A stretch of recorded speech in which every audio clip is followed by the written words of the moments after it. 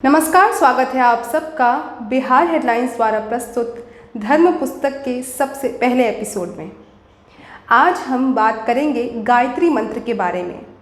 ये अक्सर लोगों का सवाल रहता है कि आखिरकार क्यों गायत्री मंत्र को महामंत्र कहा गया है और मंत्रों से भी ऊपर माना गया है।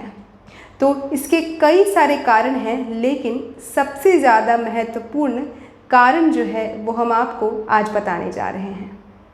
गायत्री मंत्र हर घर में पढ़ा जाता है। हर विद्यालयों में गायत्री मंत्र को प्रार्थना के रूप में सुनाया जाता है और बच्चे इसे रोज़ाना पढ़ते हैं।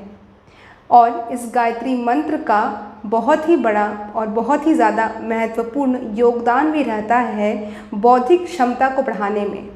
कहा जाता है कि माँ गायत्री का बीज मंत्र है ये गायत्री मंत्र, और इसे पढ़ने से बौद्धिक क्षमता में वृद्धि होती है और इसके साथ ही मानसिक तनाव भी दूर होता है।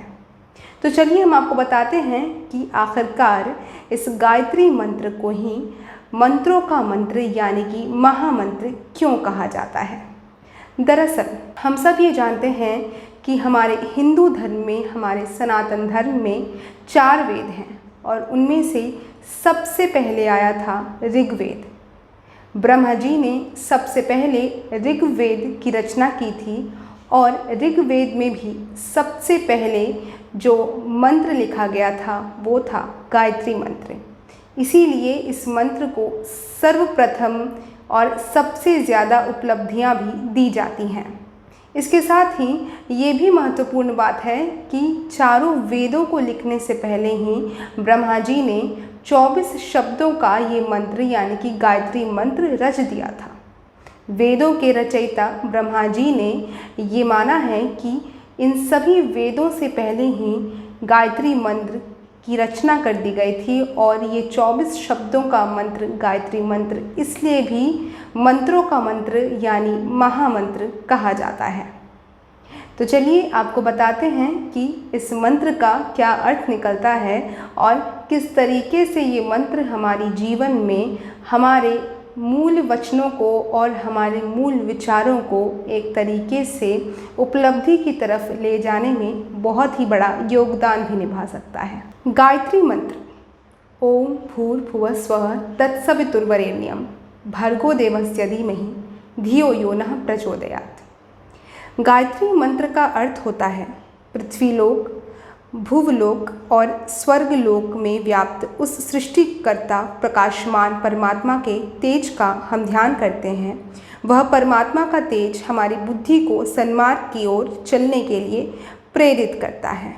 इसके साथ ही दूसरा अर्थ भी निकलता है गायत्री मंत्र का, जो कुछ इस प्रकार है। उस प्राण स्वरूप दुखनाशक सुख स्वरूप श्रेष्ठ तेजस्वी पापनाशक देव स्वरूप परमात्मा को हम अंतःकरण में धारण करें। वह परमात्मा हमारी बुद्धि को सन्मार्ग में प्रेरित करे।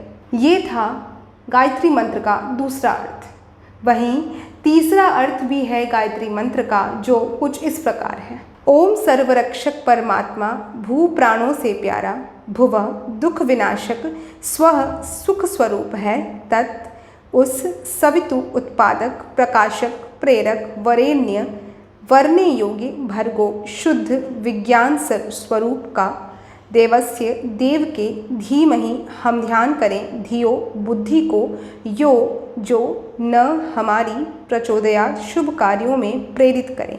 ये जो तीसरा अर्थ था गायत्री मंत्र का, ये अर्थ हर शब्दों के अर्थ को बताता है। यानी कि इस गायत्री मंत्र में जो 24 शब्दों के प्रयोग किए गए हैं उन सभी शब्दों का अलग अलग अर्थ, शब्दार्थ इस तीसरे अर्थ में आपको बताया गया है।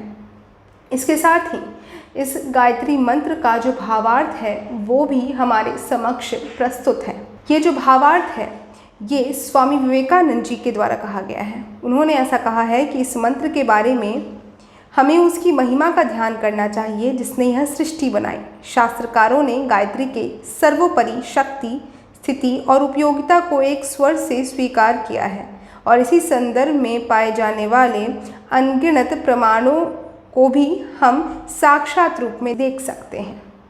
तो आप सभी को ये ज़रूर मालूम पड़ गया होगा कि आखिरकार गायत्री मंत्र को हम महामंत्र क्यों कहते हैं और किस तरीके से स्वामी विवेकानंद ने भी इस महामंत्र के बारे में अपने विचार रखे हैं।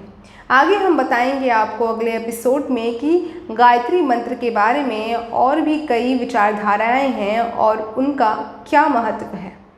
तब तक के लिए आप बने रहिए धर्म पुस्तक में हमारे साथ।